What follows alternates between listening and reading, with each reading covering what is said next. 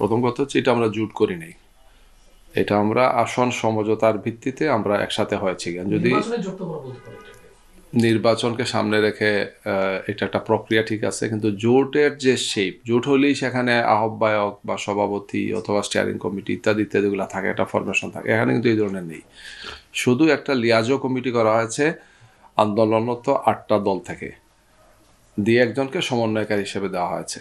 উনি সমন্বয় করেন, মিটিং করেন, বিভিন্ন ডিসিশনগুলো শীর্ষ নেতৃবৃন্দের সাথে আলোচনা করে ফাইনাল করেন, পরে আমরা প্রেসকে জানাই বা প্রেস কনফারেন্স করি আর কি।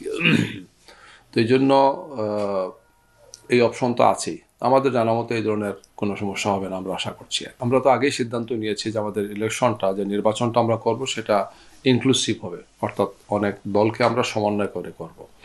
এই অবস্থায় যদি জনগণের সমর্থন এবং আল্লাহ সুবহানাহু ওয়া তাআলা আমাদেরকে মেহেরবানি করে 200 আসন ওদের তিনি বলেছেন যদি আমরা বিজয়ী হই, তাহলে আমরা সবাইকে নিয়ে একটা জাতীয় সরকারের তিনি একটা আইডিয়া দিয়েছেন। তিনি এটাও ক্লিয়ার করেছেন যে এক্ষেত্রে প্রশ্ন করছিল সাংবাদিকরা যে বিএনপি তো আপনাদেরকে নেবে না বলেছে। তিনি বলেছেন যে না, আমরা বিএনপিকে সহই প্রস্তাব দেব। এটা ওনার উদারতা ছিল যে আমরা এই অবস্থায় চাইব যে দেশে গত 16 বছরে ফেসিবাদ যে ক্ষতিটা করেছে, এই দেশের সামগ্রিক ব্যবস্থাপনাকে একটি সুন্দর সুষ্ঠু অবস্থায় নিয়ে আসার জন্যে আসলে সবাই একসাথে মিলে কাজ করতে হবে। তাইলে আমরা এই সামনের চ্যালেঞ্জগুলোকে মোকাবেলা করা আমাদের জন্য আসলে খুব টাফ হবে।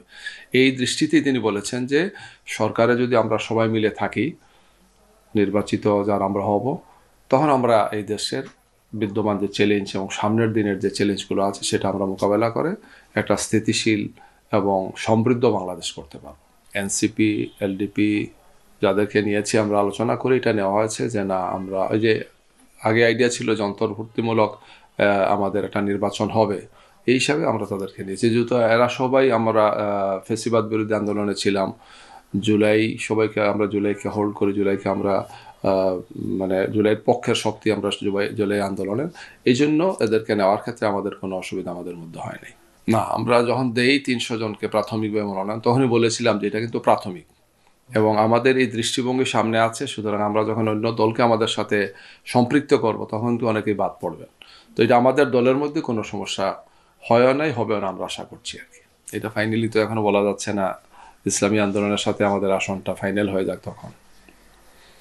আমাদের দৃষ্টিভঙ্গিটা হচ্ছে যে আসনে যার অবস্থাটা ভালো, আমাদের বিভিন্ন সার্ভে যে রিপোর্টগুলো আমাদের হাতে আসছে বা অন্যান্য সার্ভেগুলো যেগুলো আমরা পেয়েছি, এর আলোকেই আমরা আসনগুলো ফাইনাল করছি। যে অবস্থা ভালো, প্রার্থীর অবস্থা ভালো, দলের অবস্থা ভালো, প্রার্থীর অবস্থা ভালো।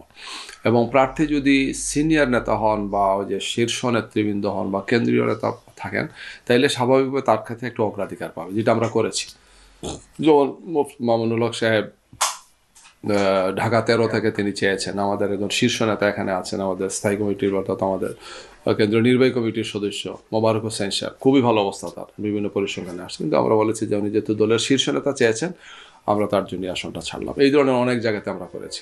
হবিগঞ্জে খেলাফত মজলিস, এটা আমাদের আহমদ আব্দুল কাদের বাচ্চু ভাই বা আব্দুল রহমান আজাদ সাহেবরা আছেন, তাদের দলের চেয়ারম্যান যিনি, আমির সাহেব যিনি, তো সেখানে আমরা 2টা আসন ছেড়েছি, পাশাপাশি 2টা আসন আমরা ছেড়েছি। না, ঠিক আছে, যেহেতু দলের 2জন শীর্ষ নেতা, ঠিক আছে। আমরা যেখানে আমরা একজন মানে মজলুম সাংবাদিককে দিয়েছিলাম, একজন মজলুম সাংবাদিককে দিলাম না, আমরা তাকেও আমরা সেখান থেকে বলছি যে ঠিক আছে, দলের স্বার্থে, দেশের স্বার্থে আপনি এটাকে মেনে নেন। তিনি মেনে নিয়েছেন, না বাদ পড়বেন, আছে তো অন্যান্য ধর্মেরা আছেন, আবার আমাদের সাথে যারা আসছে তাদের সাথেও তো নারী প্রার্থীরা আছেন।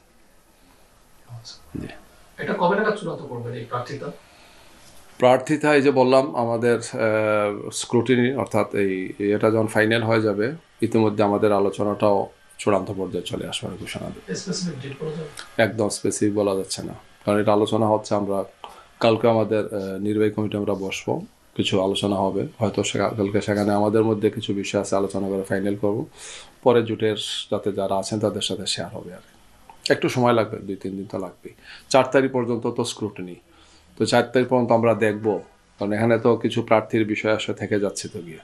তো এইটা আমাদেরকে একটা নতুন সিনারিও ক্লিয়ার হবে আর কি, যে আমরা কে কে আসছেন, কে কে থাকছেন, কাকে দেওয়া যায়, কী কী হচ্ছে আর কি, সব মিলিয়ে। তিনি রাজনীতির যে পাটাতনটা তৈরি করেছেন, সমন্বয়ের যে রাজনীতি, একসাথে চলার যে রাজনীতি, এই রাজনীতির পাটাতনটাকে আমরা আরও শক্তিশালী মজবুত করতে চাই। যেখানে আমরা তারেক রহমান সাহেব ছিলেন সেখানে আলোচনা হয়েছে, এবং আমরা যাতে সামনে বাংলাদেশের পক্ষে সবাই থাকি, দেশ গড়ার পক্ষে থাকি, গণতন্ত্রের পক্ষে থাকি, দেশকে সমৃদ্ধ করার ক্ষেত্রে যাতে এটা থাকি, এই আন্দোলন, এই ধরনের কর্মসূচি, নীতি যাতে আমাদের অব্যাহত থাকে, এটা দুই নেতাই একমত হয়েছেন। এটা তারেক রহমান সাহেব এটা বলেছেন, আমিরে জামাতে সেটা বলেছেন যে মিটিংটা আমাদের হয়েছে তাদের সাথে। মিটিং বলতে আসলে তো সেটা হলো একটা সমবেদনা বা সহানুভূতি জানানোর জন্য গিয়েছিলাম। সেখানে স্থায়ী কমিটির সদস্য অনেকেই ছিলেন, মির্জা ফখরুল ইসলাম আলমগীর সাহেব সহ সবাই ছিলেন। সেখানে আলোচনা হচ্ছে, আমরা একমত হয়েছি, উনি একমত হয়েছেন যে আমরা বেগম খালেদা জিয়ার যে রাজনৈতিক একটা সৌন্দর্য তিনি প্রতিষ্ঠা করেছিলেন সেটা যাতে অব্যাহত থাকে। এটা নির্বাচনের আগেও থাকে, নির্বাচনের পরও যারাই সরকার গঠন করেন না কেন, যে অবস্থানে থাকেন না কেন, একদল তো সবাই সরকারে যাবে, একদল বিরোধী দলে থাকবে, যেই থাকে না কেন, আমরা যাতে এই রাজনীতিটাকে এগিয়ে নিয়ে যাই।